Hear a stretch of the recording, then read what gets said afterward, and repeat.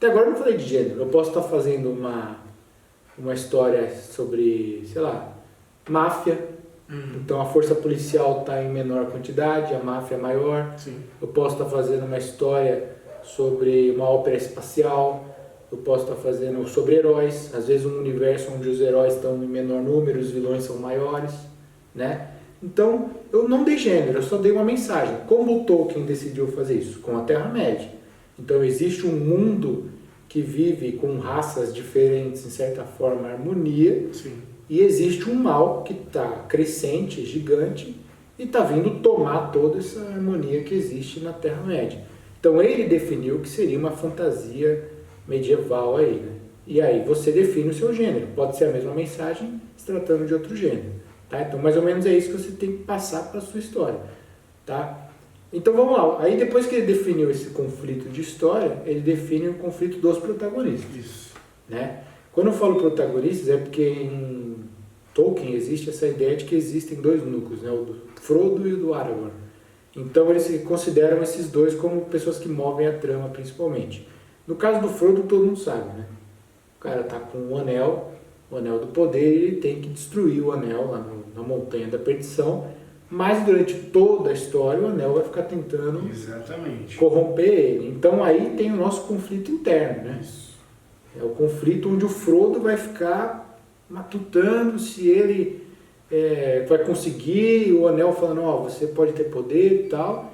E o Aragorn... Acho que é o conflito mais básico, assim, do herói. É verdade. De o herói passar para as forças do mal ou não. Sim. Star Wars aborda isso. Sim. Mitologia fantástica, assim, né? É. É o conflito... Agora não quer dizer que o básico não possa ser usado, tá? É você pega alguma regra clichê, assim, de o herói ser questionado em ir para as forças do mal, tem muito isso. Sim. Mas dá para replicar de alguma maneira nova, dependendo do que você está chamando ele para fazer parte dessa filosofia do mal. Quem é que está chamando ele, no caso aí? Era um anel que tinha um dono. Um dono, um espírito que chamava ele, mas é diferente de você pegar, por exemplo, um Sr. Smith e chamar o Neo para as forças do mal, uma máquina. Vocês entendem o que eu quero dizer? A premissa é a mesma, mas o como é diferente. Isso é aí. isso que muda. Isso aí. Tá? Então, ó, o Aragorn, que é outro cara, o conflito interno ele era descendente de uma linhagem de reis, mas ele tinha medo porque todos os antepassados dele fizeram caca. Uhum. Então ele tinha receio de que se ele fosse lá, ele cedesse as mesmas fraquezas. Então, como o Marcão falou, o conflito interno ele é quase sempre presente. Sempre. Né? Você pode escolher entre ter um externo, um pessoal, mas o interno está lá. Uhum. Porque é o que falou, é o que vai dar profundidade para o seu personagem. E se ele for uma pessoa 100% certa do que ele quer fazer, não tem muito... Não tem muito. Você não sente empatia, porque você não é assim, né? Exato. Olha como é curioso. A gente fala bastante sobre arquétipos aqui, e um dos arquétipos que é o mais certo no que tem que fazer é o herói. Uhum. Mesmo o herói, ele tem os seus pontos de dúvida. Tem. Ele vai ter suas falhas, porque senão não gera empatia. Você fala, esse cara é perfeito, não tem como eu me relacionar com esse cara. Né? Então você vê que seu personagem sempre vai precisar desse conflito interno. O externo, todo mundo sabe de Senhor dos Anéis, são os exércitos de orc, a maldade que está corrompendo o mundo e tal. E o pessoal, que é aquele eu contra ele, é o Sauron, né? O senhor do fogo lá. Tá? Então assim, agora usando só alguns exemplos que a gente selecionou, eu vou falar bem rápido desses coadjuvantes aqui do Senhor dos Anéis. Como a gente falou, só o seu protagonista vai ter conflito? Não. Os coadjuvantes precisam também ter os seus conflitos. Em Batman, o Gordon tem os conflitos dele, né? O Robin tem os conflitos dele, por aí vai. Em Senhor dos Anéis, alguns exemplos para quem viu os filmes, tá? Se você não leu o livro, não tem problema, que eles estão lá também, mas estou falando para você não se assustar caso você não tenha lido. O Legolas, num certo momento, quando eles estão em Helm's Deep lá, eles estão com um grupo de fazendeiros, não sei o que, alguns soldados, uns 300 lá, e estão vindo 10 mil orcs, um exército de 10 mil orcs. E o Legolas fala pro Aragorn, que é o herói da história, falando, ó, não tem por que a gente ficar aqui, nós vamos morrer, é loucura, 300 contra 10 mil. E o Aragorn fica nervoso e fala, ó, se eu for morrer, eu vou morrer como um deles. Por que essa cena houve? Não foi porque ia ser bonito, né, pro Tolkien, além dela ser bonita. Porque ela reforça a ideia principal da história, que é, vale a pena, mesmo em menor número, lutar contra o mal maior, né? O Frodo é o exemplo disso. O Frodo, ele tem do lado dele o Sam. O Sam é a ingenuidade, a inocência em pessoa, ele é a felicidade em pessoa. Por que que ele foi escolhido como coadjuvante para estar do lado do Frodo? O Frodo não vai ser tentado o tempo inteiro, né? Sim. Então você coloca esse cara para dar essa levantada no personagem. Interessante. O Gandalf, que é o mentor ele sempre tem nas histórias a ideia de ele não põe um modo de vida na pessoa. O mentor é aquele cara que vai ensinar o modo de vida dele para o seu protagonista. Ele já passou por isso. Isso.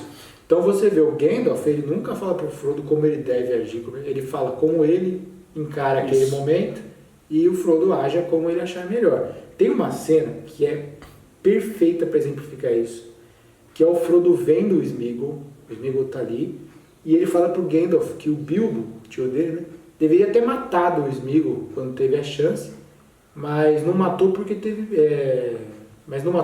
pena, né? E o Gandalf fala que foi justamente essa pena que fez ele poupar o Sméagol, né? Aí o Gandalf fala uma frase, não vou saber falar exatamente, mas ela é maravilhosa, que ele fala assim: existem alguns que vivem e merecem morrer. Existem alguns que morrem e merecem viver. Você não consegue dar vida para os que morreram, Sim. mas você consegue poupar os que estão vivos. Com certeza. Então o que o Gandalf falou nessa frase, obviamente poética, aí a gente já entra no recurso de roteiro que o Tolkien manjava muito, né? Porque ele não falou explícito, ele usou um floreio aí. Ele está falando exatamente o modo que ele acredita. Ele falou, a piedade, ela faz parte da nossa vida. Total. Né? Então ele ensina para o cara.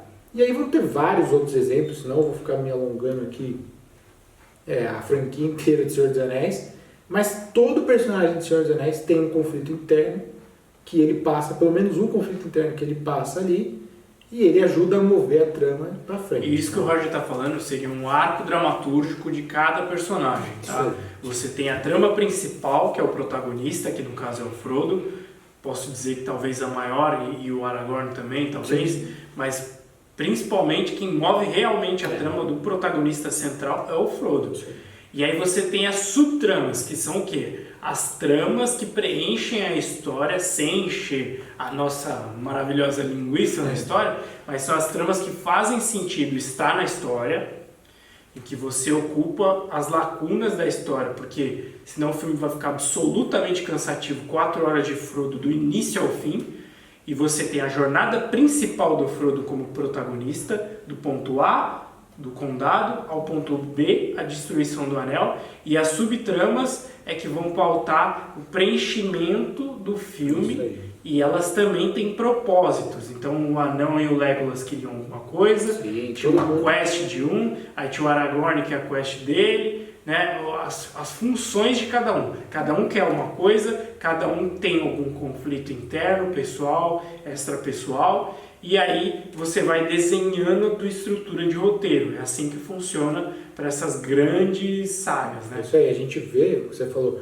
por que o Hobbit não fez o mesmo sucesso do Senhor dos Anéis?